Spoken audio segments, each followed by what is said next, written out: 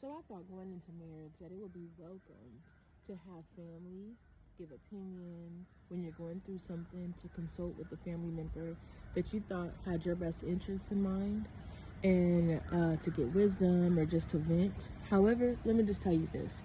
I don't care what type of relationship you have with your parents, with your siblings, with your relatives. Your marital communications, for the most part, you should try your best to consult with a third party. Keep your family out of the equation. They've known you too long, or they don't know that other person, your spouse, enough. And that's just the bottom line. They've known you too long, so they have an opinion of you. And they don't know that person enough, because that's your spouse, not them. I don't care how long you dated. The level of intimacy by way of conversation, communication, unveiling one's past, that was between you and that person, not your family. So what you want is you want your family members to be as neutral as possible.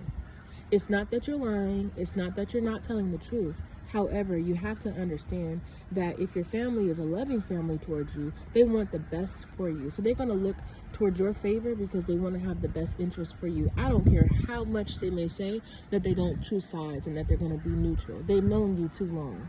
Or on the other end of the pendulum, if they don't have your best interest in mind, then what they could do is be colluding with that other person to side with them, because they do have such a negative opinion about you, because they think that they know you in the bounds of a relationship with them, and how that would carry over into marriage, and how you may or may not react when they don't know you behind the closed doors with your spouse. And one thing that anyone who's been married for any length of time can say, a person presents differently when the doors are closed as opposed to when they're out in public. I don't care who you are. I don't care who you are. You can tell me that you have no arguments in your marriage, that you guys, agree to disagree and everything is copacetic.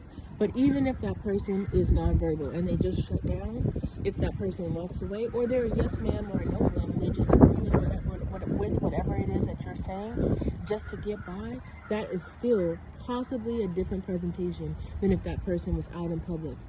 So I just want to encourage that one of the determining factors of toxicity in marriages is the fact that there are too many hands in the pot.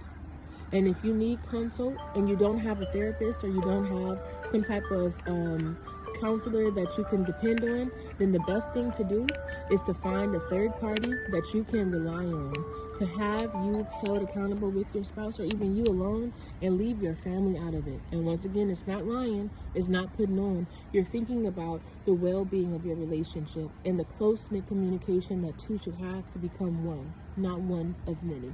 Hello. Thank you.